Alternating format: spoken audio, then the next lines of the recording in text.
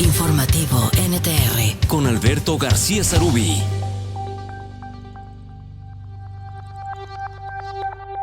Una persona fallecida y daños menores en hoteles y zonas habitacionales de Acapulco fue el saldo del sismo de 7.1 grados y una duración de casi 3 minutos que padecimos en el centro del país. Estados como Guerrero, como Puebla, como Michoacán, inclusive Jalisco y la Ciudad de México registraron este sismo que hasta el momento da como saldo blanco. Las autoridades de la Ciudad de México informaron que no se reportan daños ni víctimas de este sismo e informaron que funcionó correctamente la alerta sísmica y hay que reconocerlo, sí funcionó y dio oportunidad para que muchos de nosotros saliéramos de nuestros domicilios para resguardarnos en el ambiente. Por cierto, no sé si usted estuvo en la capital del país, no sé si se dio cuenta que durante el sismo aparecieron como algún tipo de rayos, ¿no? De luces, estas luces que también recuerdo haberlas visto en el 2017. Pues resulta que estas luces que se representaron en este sismo son denominadas como luces de terremotos. Y según los científicos son rocas de corteza terrestre como el basalto y el gravo que tienen pequeñas imperfecciones en sus cristales. Cuando una onda sísmica golpea, la fricción libera cargas eléctricas de estas rocas. Las cargas se juntan y salen disparadas a la superficie a gran velocidad, manifestándose en el aire en forma de descargas eléctricas y luz. Se cree que solo el 0.5% de los sismos en el mundo producen estas luces, pero vaya que México pues está en este 0.5%, más bien todos los terremotos o los sismos de la Ciudad de México tienen la producción de estas luces. Yo pensé que eran rayos porque estaba lloviendo y algunos decían que hasta podría haber sido explosiones de los propios transformadores de luz, pero no, ya nos han dicho los científicos que son estas llamadas luces de terremoto que están integradas por cortezas terrestres como el basalto y el gravo, que tienen pequeñas imperfecciones en sus cristales y suben sin notarlo, pues solamente estallan o chocan contra las nubes y se hace este tipo de cargas eléctricas. Se reportó que ya está restablecido en su totalidad el servicio de luz eléctrica que se vio afectada y que las escuelas abrieron de manera normal.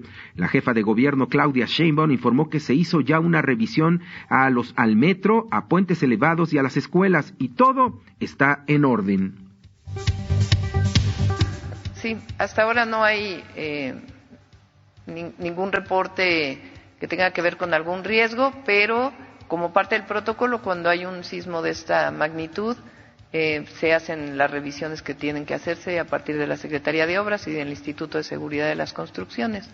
Ahí hay algo muy importante porque ayer me lo explicaba Jesús y el director del Instituto de Seguridad de las Construcciones, el doctor Berrón, que hoy la Ley de Protección Civil no necesariamente habla de la magnitud de un sismo, porque las afectaciones que pueden tener no solamente depende de la magnitud, sino a qué distancia ocurrió el epicentro del sismo, y tiene que ver más bien con un concepto que se llama aceleración, sobre la cual está basada la Ley de Protección Civil y las distintas normas. Jesús lo puede explicar con más detalle, pero no sobrepasó la aceleración que está establecida en la Ley de Protección Civil. Aún así, hemos pedido a todas las alcaldías, a través de sus áreas de protección civil, que revisen las escuelas públicas y los principales infraestructura, y nosotros en lo que corresponde pues a puentes elevados y la otra infraestructura de la ciudad. Afortunadamente, saldo blanco es el que registró la capital del país. El presidente Andrés Manuel López Obrador lamentó el fallecimiento de un hombre en Guerrero e informó que según el último reporte, el país está en calma después del sismo. No así con las lluvias que han azotado al estado de Hidalgo principalmente, donde en el hospital del Instituto Mexicano del Seguro Social ya se reportan 14 pacientes fallecidos por la inundación que sufrieron en las instalaciones.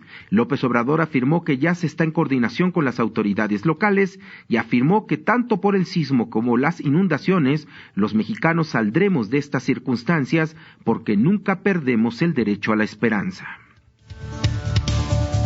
Tenemos que enfrentar estas adversidades y salir adelante como siempre hemos salido, por nuestras culturas, por nuestras fortalezas, por la grandeza cultural de México, por nuestro pueblo que es mucha pieza, siempre salimos adelante. Desde luego, pues hay veces que se tienen que padecer momentos difíciles, pero no siempre se está de malas, siempre hay la esperanza y los mexicanos somos así, nunca perdemos la fe, nunca nos quitan el derecho a la esperanza y vamos hacia adelante, vamos a estar pendientes. En el puerto de Acapulco se reporta que llegó la calma después del sismo, cuyo epicentro se ubicó en esa zona. El aeropuerto de este puerto de Acapulco reanudó operaciones normales a las 11:30 de la mañana y las autoridades de seguridad y protección civil informaron que se revisan las estructuras para conocer su estado. El gobernador de Guerrero, Héctor Astudillo, informó que se reportó la caída de piedras en la carretera escénica de Acapulco, las cuales han sido ya removidas. El Servicio Sismológico Nacional informó que se han reportado en las últimas horas 210 réplicas del sismo de ayer en la noche, las cuales no han superado los 5 grados y casi en su totalidad no se han sentido ni en la Ciudad de México ni en el estado de Guerrero. 210 réplicas del sismo de ayer. Esto, dicen los científicos, es muy bueno porque no se vuelve a conjuntar la presión de la Tierra y se va liberando poco a poco y no vamos a tener una réplica. Recuerdo muy bien que en 1985, el 19 de septiembre, se dio este terremoto terrorífico para los capitalinos, y al día siguiente hubo una réplica también muy fuerte. Ahora no, ahora se han dado 210 réplicas durante las últimas horas, lo que permite que se le quite esta presión a la Tierra. A las 10 de la mañana de este día, la depresión tropical 15E en el Océano Pacífico se convirtió en la tormenta tropical Olaf, aproximadamente a 500 kilómetros al sur-sureste de Cabo San Lucas, Baja California Sur. Se espera que el jueves al mediodía Olaf se convierta en huracán categoría 1 en la escala de Saffir-Simpson, con desplazamiento paralelo a Baja California Sur. Durante su recorrido, la tormenta tropical provocará lluvias intensas con posibles deslaves, inundaciones y aumentos en los ríos y arroyos, además de vientos fuertes y oleaje de 1 a 3 metros de altura en Michoacán, Colima, Jalisco, Nayarit y Baja California Sur, así como lluvias en casi todo el territorio nacional. En temas políticos, reitera el presidente Andrés Manuel López Obrador que no se pronunciará ante la decisión de la Suprema Corte de Justicia de despenalizar la decisión de las mujeres por optar por un aborto. El mandatario afirmó que este tema es de la Corte y él no quiere meterse en el debate. Yo lo que opino es de que esta es una decisión del Poder Judicial, de la Suprema Corte, que fue prácticamente unánime, que debe de respetarse, que no debemos nosotros, en mi caso, tomar partido, porque hay posturas encontradas, ¿no? Entonces, que yo no debo, en este caso, pronunciarme más que en favor de lo que ya resolvieron los ministros de la Suprema Corte. Tenemos que ser respetuosos de la legalidad. En su conferencia de prensa matutina, el presidente Andrés Manuel López Obrador defendió a la secretaria de Educación Pública, Delfina Gómez, después que el INE encontrara que durante su gestión como alcalde de Texcoco en 2013 retuvo el 10% de su salario, por lo menos 472 empleados, para después usarlos en su campaña. López Obrador afirmó que la atacan porque ya la ven nuevamente en la candidatura al Estado de México. Es una mujer honesta. Entonces ya empezaron también. ¿Cuándo sucedió eso? No. ¿Cuándo fue la acusación? 2013, la denuncia del 2017 y estamos en el 2021. ¿Qué es lo que seguramente está sucediendo? Que ya la ven a la maestra como posible candidata.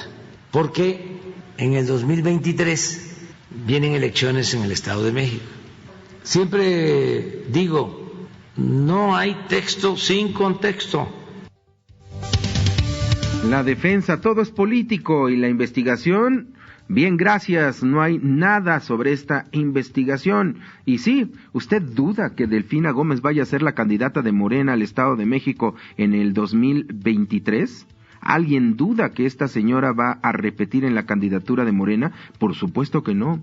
Y lamentablemente su estadía en la Secretaría de Educación es un trampolín para que la gente la ubique, para que la gente la tenga identificada y pueda llegar con mucha popularidad a la candidatura de Morena al Estado de México. Hay que recordar que esa elección del Estado de México es lo que le denominan los analistas políticos como el experimento previo a la elección presidencial. Si bien nunca ha resultado que lo final sea lo mismo que se representa en la elección presidencial, por ejemplo, me refiero a quien gana la elección, difícilmente el partido político gana la presidencia de la República, porque el Estado de México toda la vida ha sido priista. Y entonces en las elecciones de Vicente Fox, de Felipe Calderón y ahora de Andrés Manuel López Obrador, ganó el PRI, pero no repitió en la presidencia de la República. Pero sí es un verdadero laboratorio para todas las estrategias corporativas, clientelares, de robo. Ya lo vemos ahí con la alcaldía de Texcoco cuando Delfina Gómez fue la alcaldesa, también todas esas estrategias de robo a la gente para tener los recursos necesarios para la campaña. Ese sí es un laboratorio, el Estado de México. De ahí la importancia para Morena y lo más seguro que es la candidatura de Delfina Gómez para nuevamente el gobierno del Estado de México. Hay que estar muy pendiente si no repiten esta operación de descontar el 10% a trabajadores ahora de la Secretaría de Educación. Luego de una discusión de más de 7 horas, los legisladores de la Cámara de Diputados aprobaron la minuta que expide la Ley Federal de Revocación de Mandato, la cual establece que el presidente de la República podrá ser separado de su cargo por la decisión de al menos 40% de las personas inscritas en el Padrón Electoral Nacional.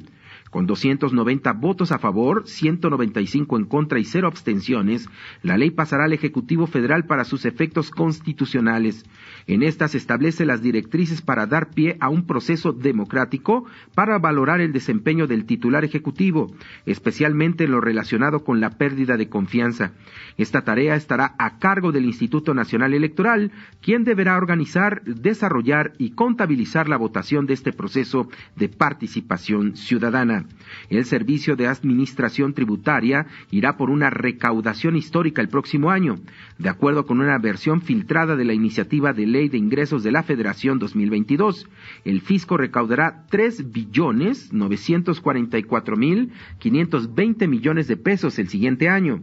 El monto es el más grande que se ha propuesto en una ley como esta y es el 13% mayor a lo aprobado por los legisladores para este año 2021, que es de 3.533.031 millones de pesos.